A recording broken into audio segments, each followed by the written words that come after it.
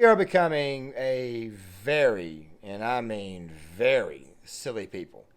Now let us take a moment and let us listen to the absolute lunacy of corporate America.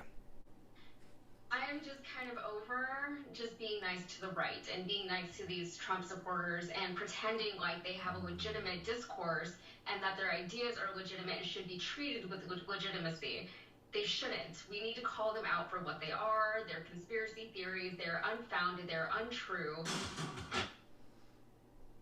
So over Mother's Day weekend, Calvin Klein, who by the way at one point in time used to be a very prestigious brand for men and women's clothing lines, they decided to release this little ad of a pregnant man in Calvin Klein clothes.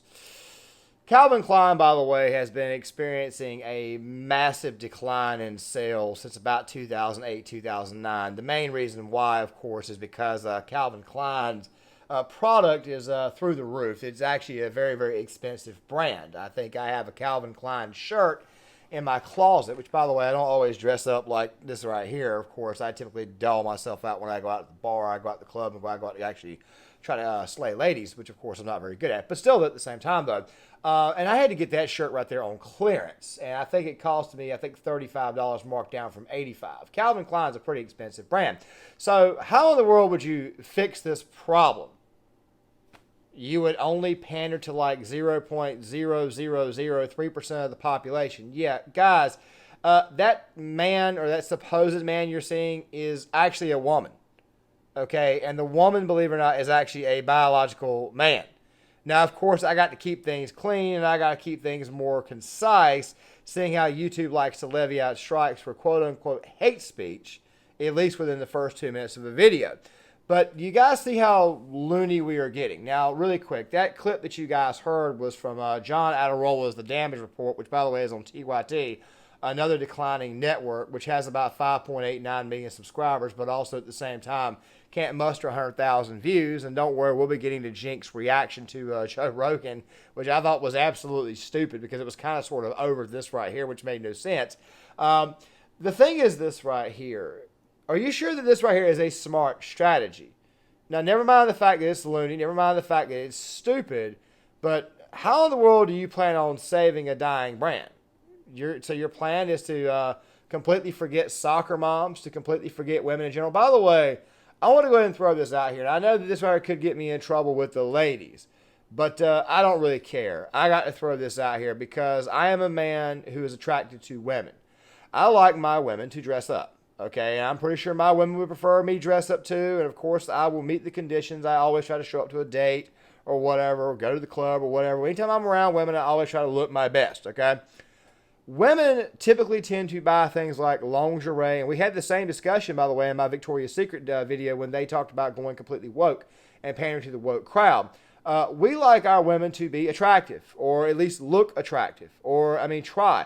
How do women do this? They go out there and they buy very sexy, very nice fitting clothes. They buy expensive clothes from time to time. Women go through a lot to doll themselves out for a man. They do it to also get attention as well. They put a lot of work into what they're doing.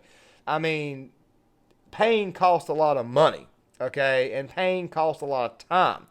Women, for the most part, put themselves through literal pain to make themselves look attractive. Okay, they just do.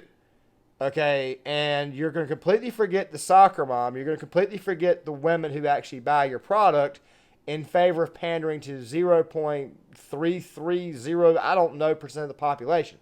By the way, I also want to go ahead and throw this out here as well. They tell us that this nation is divided. I don't think we're as divided as you think they are. You see, when your message is not getting through, you typically tend to try to drive it home much further.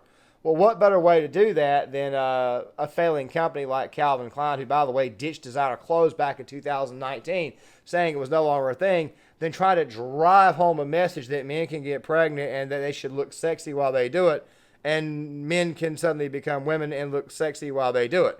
The only thing you're doing is just alienating the people who buy your product. Very rare. Very rarely does anyone who's working class. By the way, if I must say so, conservative women are much, much better looking. They're much, much sexier. They are much, much more better behaved. They take care of themselves much, much better than the liberal hags that we see out there in the Verve protests, claiming that they're going on a sex strike, which I think is hilarious because no man is actually going to sleep with them, or no man actually desires to sleep with them. I mean, good luck, ladies, when you go on your sex strikes. Like I said before, you're just going to become crazy cat ladies. But this right here is just company suicide, okay? And I'll be getting to talking about exactly what happens when you shrink your brand in the second half of this segment. Before we do that, let's talk a little bit about our boy Cenk. By the way, if you're the trans person or several people that slept with Joe Rogan, can you let us know? Because it's obvious that it's personal for him. Okay, Joe, you slept with a person like that. There's nothing wrong with it. Get over it. Get over it. Get over it, Joe. It's super obvious that you're super into trans people. And you're taking it out, your hatred of yourself, on them, and you're making their life I believe that if I were the benevolent dictator of the world, I would legalize bestiality where you are giving, where you are pleasuring the animal.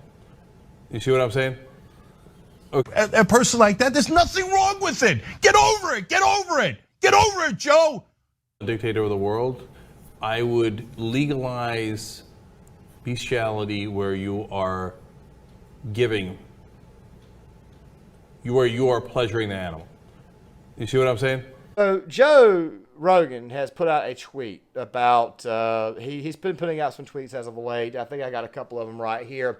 And basically what Joe is saying is he does not like the idea of grooming. Now, Joe, of course, got in trouble years ago talking about the Fallon Fox incident. We spoke about this multiple times. By the way, I don't have any clips from Joe Rogan because I got an actual copyright strike last time I actually put one in here. But the thing is, Cenk has had this issue with Joe for a while. Now, we all know that Cenk Uygur is an absolute loon.